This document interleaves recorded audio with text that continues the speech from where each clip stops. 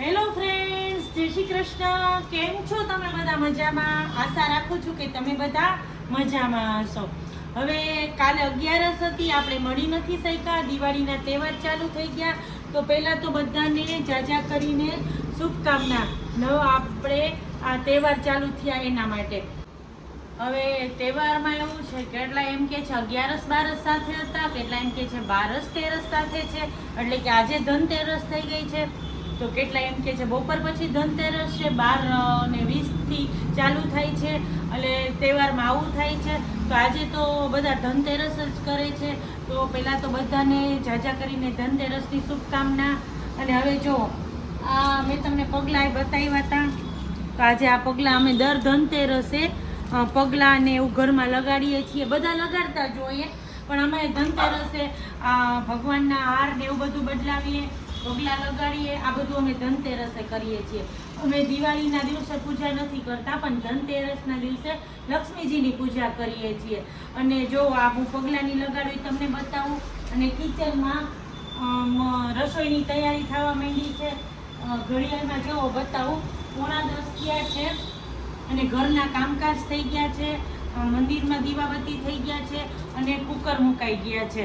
હવે સાંજે લક્ષ્મીજીની પૂજા કરશું કે કેવી રીતે મુહૂર્ત છે જોઈને. તો અત્યારે તો હું પહેલાં લક્ષ્મીજીના પગલાં પડે આપણા ઘરમાં એ રીતના હું પગલાં લગાડું છું. તો એ બતાવું હાલો. જો આ ગોલ્ડન કલરના સાથિયા છે અને આ પગલાં છે. અને બીજા મેં તમને પગલાં બતાવ્યા હતા. અને તમને એમય કીધું હતું કે ગુડુને દીવાનો ઓર્ડર છે, હું તમને બતાવીશ. પણ દીવા બનાવ્યા ને તરત જ લેવાવાળા આવી ગયા હતા. તો મારે એ ક્લિપ લેવાની રહી ગઈ હતી, એટલા માટે મેં તમને નથી બતાવ્યું. ફરી ક્યારેક એવું કંઈ હશે મોકો તો તમને બતાવીશ.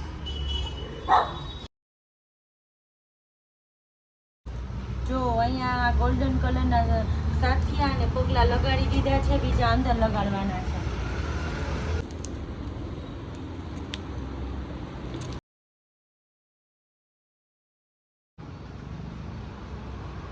અમે છે ને દર ધનતેરસે આ રીતે ઘરમાં પગલાં લગાડીએ છીએ. અને સારા પણ લાગે આ રીતના લગાડવાથી. તમે પણ ટ્રાય કરજો આવતી ધનતેરસથી કે આ રીતે પગલાં લગાડી બહુ સરસ લાગે. બ્રાઉની બેસી જા.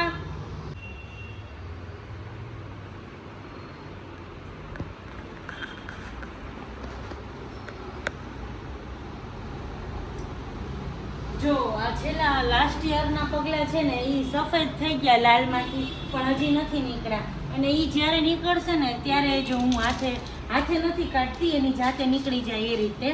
હવે જો આ બધા લગાડાઈ ગયા છે. અને ધનતેરસમાં આપણે શું લાવવાનું એનું પણ ઘણું મહત્ત્વ છે. આપણે સાવણીની પૂજા હોય, પતાસા લાવીએ, પછી કોડી લાવીએ, હળદર, ધાણા, ઘણું બધું લાવીએ. હવે હું જે બધું લાવવાની છું ને પૂજા કરીશ ને એ હું તમને આગળ બતાવીશ. હવે મુહૂર્ત કેવી રીતે છે એ રીતે જો પૂજા કરવાનું. જો બધી તૈયારી થઈ ગઈ છે. હવે ભાત પલાળી દીધા હતા એટલે ભાત મૂકી દઉં છું. અને બટેટા પણ બાફવા મૂકી દીધા હતા, એ થઈ ગયા છે. અને કાર્પેટ ધોવાઈ ગયો તો, સુકાઈ ગયો તો, એટલે એ હું ને ભોલી થઈને પાથરી દઈએ છીએ. હવે આવા બધા કામ તો આપણે છેક દિવાળી આવે ને ત્યાં સુધી ચાલતા જ રહેવાના, પણ ચાલ્યા રાખે. કારણ કે દિવાળીના તહેવાર હોય એટલે વધારાના કામ તો આપણે જો કિચનમાં ઘણી બધી તૈયારી થઈ ગઈ છે. જો બટેટા બફાઈ ગયા છે, કટાઈ કરી લીધા છે, આદુ મરચાંની પેસ્ટ કરી લીધી છે. હવે દાળનું કુકર થઈ ગયું છે, ભાત થઈ ગયા છે. હવે લોટ બાંધવાનો છે. તો એ પહેલાં દૂધ ગરમ મૂકી દઉં ખીર માટે. કારણ કે આજે અમે છે ને લક્ષ્મીજીને ખીર ધરીએ. જોકે બધાના ઘરે અલગ અલગ રીત હોય છે, પણ લક્ષ્મીજીને ખીર ધરાવાય એટલા માટે અમે દર ધનતેરસે સ્પેશિયલ લક્ષ્મીજી માટે ખીર બનાવીએ છીએ ધરવા માટે આપણે પ્રસાદમાં. તો પહેલાં એનું દૂધ ગરમ મૂકી દઉં છું. એના ખીરના ભાત થઈ ગયા છે. અને ખીરના ભાત છે ને હું આમાં નથી નાખતી, કુકરમાં જ બનાવું છું. અને એ રીતે જ હું ખીર બનાવું છું. તો જો 2 અમૂલની બેગ લઈ લીધી હતી દૂધની, કારણ કે આમાં ફૂલ ફેટ હોય એટલા માટે. એટલે આ દૂધ ગરમ મૂકી દઉં છું.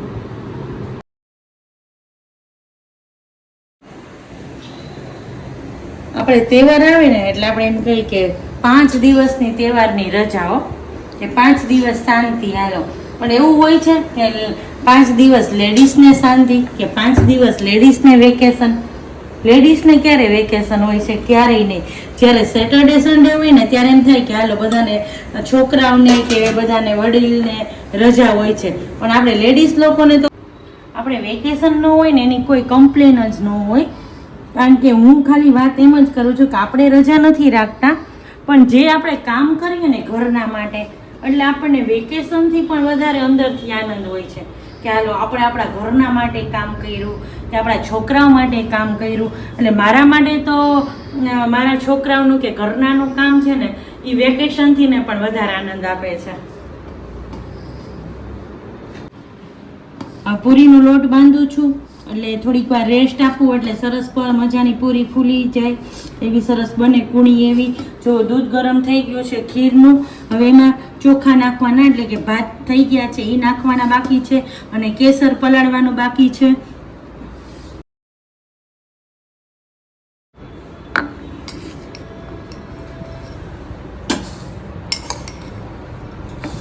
બે બેગ લઈ લીધી હતી દૂધની, એટલે આપણે ખીરમાં જેટલી ખાંડ જોઈએ એ પ્રમાણે નાખી દઈ.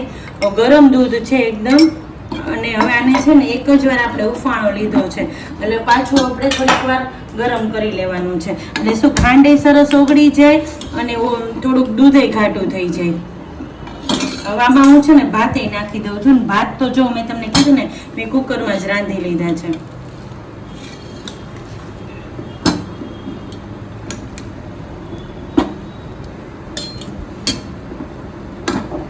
એકદમ સરસ ગળી ગયા હતા, પણ હું આ વિસ્કર ચલાવી લઉં છું એટલે ભાતના દાણા હોય ને મોટા એકદમ ભાંગી જાય અને દૂધ અને ભાત એકરસ થઈ જાય એટલે સરસ ખીર થાય.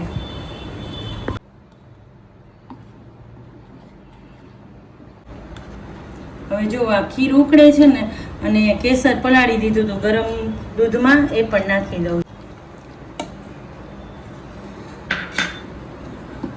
હવે થોડીક વાર ઉકળશે ને એટલે સરસ કેસર મિક્સ થઈ જશે. હવે ખીર ઉકળે છે ને ત્યાં દાળ શાકનો વઘાર કરી લો. જો મેં તમને કીધું ને કે ખીર ઉકળે છે ત્યાં દાળ શાકના વઘાર કરી લો, તો દાળ શાકના બધા વઘાર થઈ ગયા છે અને ખાલી એક ગરમ પૂરી ઉતારવાનું જ બાકી છે. છાશ ને બધું વચ્ચે થઈ ગયું છે. અને ખીર છે ને આપણે લક્ષ્મીજીને ધરવાની છે ને, એટલે પહેલા હું ખીર કાઢી લઈશ ભગવાનને ધરવા માટે. અને ભોળી અને દાદાને એકટાણું હોય ને એટલે એ અત્યારે જમવા બેસશે, પણ ભગવાનની ખીર કાઢી લઈશ. અને મુહૂર્ત પ્રમાણે કે કયું મુહૂર્ત છે એ બ્રાહ્મણને પૂછ્યું છે, એટલે એને કીધું છે કે સાંજનું મુહૂર્ત છે, અત્યારે બપોરનું મુહૂર્ત છે. એટલે જે પ્રમાણે લક્ષ્મીજીની પૂજા કરીએ ને એ પ્રમાણે આપણે લક્ષ્મીજીને ખીર ધરવાની છે. પણ પહેલાં આપણે લક્ષ્મીજીની કાઢી લઈને તો ખીર એઠી ન થાય, એટલે હમણાં હું એ કાઢી લઉં છું ભગવાનને ધરવાની ખીર, અને પછી બધાને જમવા બેસાડવાનું છું. અને બધા જમવા બેસે ને એ પહેલાં જો બજારમાં જે થોડું ઘણું લેવાનું છે વસ્તુ એ લેવા જાઉં છું. એટલે રસોઈ તમને બતાવું કે બધી થઈ ગઈ છે. જો શાકનો વઘાર થઈ ગયો છે, સરસ શાક થઈ ગયું છે. દાળ થઈ ગઈ છે. દાળમાં કોથમરી નાખવાનું બાકી રાખ્યું છે કારણ કે હજી એકવાર ગરમ થશે. જો ભાત થઈ ગયા છે અને ખીર સરસ થઈ ગઈ છે. હવે હમણાં થોડીક વાર પછી ખીર કાઢી લો. એટલે જો ખમણ પણ આવી ગયું છે. જો આ ભગવાનને ધરવા માટેની ખીર કાઢી લઉં છું.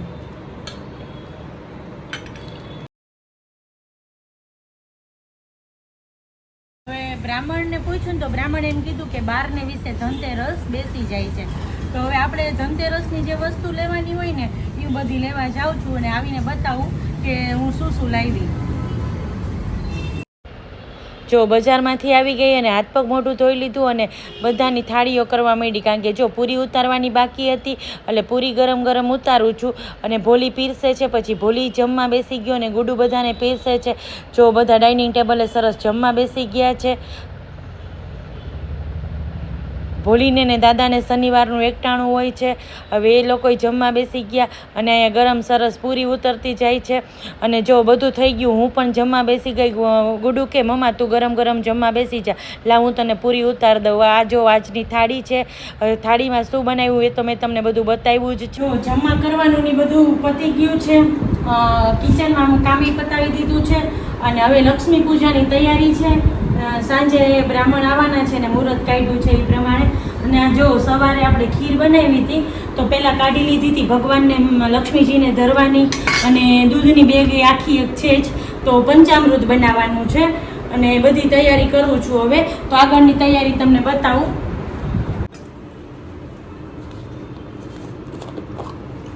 પંચામૃતમાં ચોખ્ખું દૂધ મેં તમને બતાવ્યું ને, હા એ કાઢી લીધું છે. હવે આમાં નાખવાનું છે મધ. આ બધી દીધું છે અને હવે ઘી.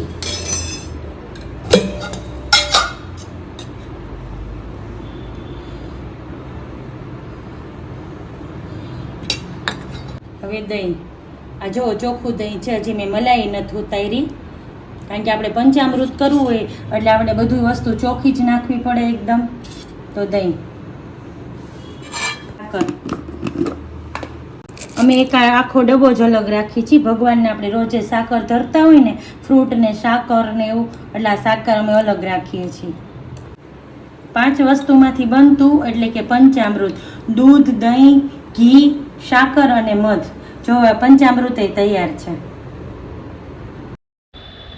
હવે જો બજારમાં ગઈ હતી ત્યાંથી હું આ હેંગિંગ લઈ આવી હતી, મને બહુ જ ગમ્યા હતા. નીચે ગાય અને વાછરડું છે એ રીતના છે. હવે વિડીયોમાં દેખાય કે કેવી રીતે છે મને નથી આઈડિયા, પણ આ રીતે હેંગિંગ છે. હવે જો એ પણ ગુડુએ ડેકોર કરી નાખ્યા છે. ને આ પ્લેટ છે ને દીવાની છે, જે આપણે આરતી કરીએ એ ગુડુએ ઘરે જ બનાવી છે, કારણ કે એને ઓર્ડર હતો લાસ્ટ યર તો તે દિવસની છે. હવે જે આપણે હમણાં બ્રાહ્મણ આવે ને એ પહેલાં મારે દીકરી છે એટલે દીકરી લક્ષ્મીનો અવતાર જ કહેવાય. તો સૌ પહેલાં મેં એના પગલાં પાડ્યા છે અને હું ઘણા વર્ષોથી આ કરું છું, કારણ કે આપણી દીકરી લક્ષ્મીજી જ કહેવાય. હવે જો એની હું પૂજા કરું છું અને આ પહેલું વર્ષ નથી, ઘણા વર્ષોથી કરું છું. આરતી ઉતારું છું ગુડુની, અને ગુડુને મેં સરસ કંકુ પગલાં કરાવ્યા છે. હવે દીકરીના પગલાં એટલે ક્યાંથી આપણા ઘરમાં. હવે જુઓ, એને હાથ પકડીને સરસ પગલાં કરાવડાવું છું. અને આ રૂમાલ હોય છે ને પછી હું સાચવીને મૂકી દઉં છું. દરેક વર્ષના રૂમાલ હું ભેગા કરું છું, કારણ કે આ એક યાદી છે આપણી દીકરીની, લક્ષ્મીજીની. હવે પછી હમણાં બ્રાહ્મણને આવવાનો ટાઈમ થઈ ગયો છે એટલે એ બધી મેં તૈયારી કરી છે. બજારમાંથી હું નવી સાવેણી પણ લાવી છું. સાવેણી લાવી, આજે ધનતેરસે શુભ કહેવાય. અને આ જો ચાંદીના લક્ષ્મીજી છે, મેં જે ગુડુને ગિફ્ટ કર્યા છે. અને પછી એની પૂજા પણ કરાવી છે બ્રાહ્મણ પાસે. પછી પૂજાની થાળી તૈયાર કરી છે. થાળીમાં મેં પતાસા લઈ લીધા છે, કોડી લઈ લીધી છે, ગોમતી ચક્ર, હળદરના ગાંઠિયા, અને આપણે જે ખીર બનાવી હતી આ ગણેશ અને લક્ષ્મીજી છે, અને આ ધાણા છે. એ બધું તૈયાર કરીને આ બ્રાહ્મણ આવી ગયા છે. જો હું એને આપું છું. ચોખા અને ઘઉં આપ્યા છે, એ સ્થાપન કરે છે. અને જોઈતી બધી સામગ્રી મેં આપી દીધી છે. ફ્રૂટ આપ્યું છે, વાસણ જોઈતા પ્રમાણમાં આપ્યા છે, નાગરવેલના પાન છે, આપણે ત્રાંબાનો લોટો, જે પણ વસ્તુ પૂજામાં જોઈતી હોય એ બધી આપી દીધી છે. અને ભોલી પૂજામાં બેસી ગયો છે, કારણ કે આજે લક્ષ્મી પૂજા હોય એટલે મેં ગુડુને કીધું તું પણ બેસ સાથે, તો કે ના મમ્મા ભોલી ભલે બેસતો. એટલે ભોલી બેસી ગયો છે. દાદા બાજુમાં બેઠા છે, અને જો દાદા બા છે પૂજાનું બેઠા છે સાથે, અને હું અહીંયા ઊભી છું. જે જોઈતી હોય એ વસ્તુ આપું છું. અને પૂજા ચાલુ થઈ ગઈ છે. હવે આરતી બોલાય છે. જો આ બધી પૂજા હોય, જવાબદારીઓ હોય એટલે હું દોડતી કરતી જ હોઉં. પણ આ બધા દિવસોમાં મને છે ને મારા હસબન્ડની બહુ એટલે બહુ જ યાદ આવે. અંદરથી જરાય ગમતું ન હોય, પણ એક ફરજ છે એટલે મારે ઊભવું પડે, એટલે આ બધું કરું છું. હવે જો અદાને લોકોને ચા આપી છે, પાણી આપ્યું છે, અને પૂજાની થઈ ગયું છે. બા જો સાવેણીને પૂજા કરે છે, ચાંદલો અને ચોખાને એવું આપણે જે પૂજા કરવાની હોય એ કરે છે. અને આ પૂજા થઈ ગયા પછી ઘરના પણ દીવાબત્તી કરી લીધા છે ભોલીએ. અને અમે રોજ જે ઘરે સાંજે દીવાબત્તી ટાઈમે હવન કરીએ છીએ, ધૂપ કરીએ છીએ, એટલે એ બધી તૈયારી થઈ ગઈ. સાંજે જો આ દીવા કરવાના હોય, આપણે 13 દીવા કે ધનતેરસના દિવસે 13 દીવા કરવાના હોય છે, એટલે એની પણ તૈયારી થઈ ગઈ છે. અને આજે આવો હતો આજનો દિવસ અને આજનો વ્લોગ.